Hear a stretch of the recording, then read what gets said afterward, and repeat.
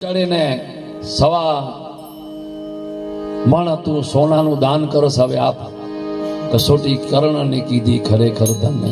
ભગવાનને પણ આવું પડ્યું કે હવે અહીંયાથી હું ક્યાંથી સુવર્ણનું દાન તમને આપું.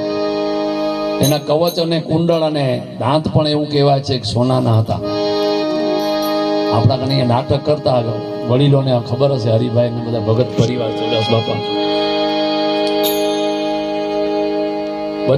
બચ્ચુ ભગત કૃષ્ણનો પાત્ર લેતા અને પરસોત્તમ રંગાણી ભીમજી વસ્તાનો છોકરો એ કર્ણ થતા અને કે છે કે ઉભા રહો આપું, અને ઘસડાઈ અને જાય છે તો પહોંચી નથી શકતા. એટલે કે છે કે ઓલો પથરો ઉપાડી દો તો હું મોં ઉપર મારું અને દાંત કાઢી દઉં. તું સાધુના રૂપે કૃષ્ણ ભગવાન કહે છે એ તો મજૂરી થઈ, મજૂરીમાં દાન ન શોભે.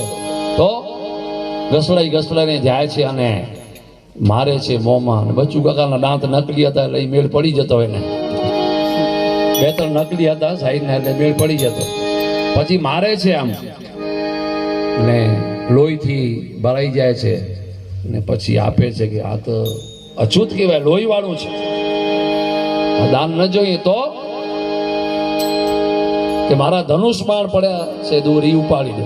એ મજૂરી કહેવાય, દાન ન કહેવાય. કહેવાય છે કે પાછા ઘસડીને જાય છે અને ધનુષ બાણ આમ ધરતી ઉપર પછાડે છે, જય ગંગે કરી અને ધોઈને આપે છે. એટલે કવિને લખવું પડ્યું, કર્ણ કુંડા ભલે જાયો બન્યા ભગવાન ભિખારી, કસોટી કરણી દીધી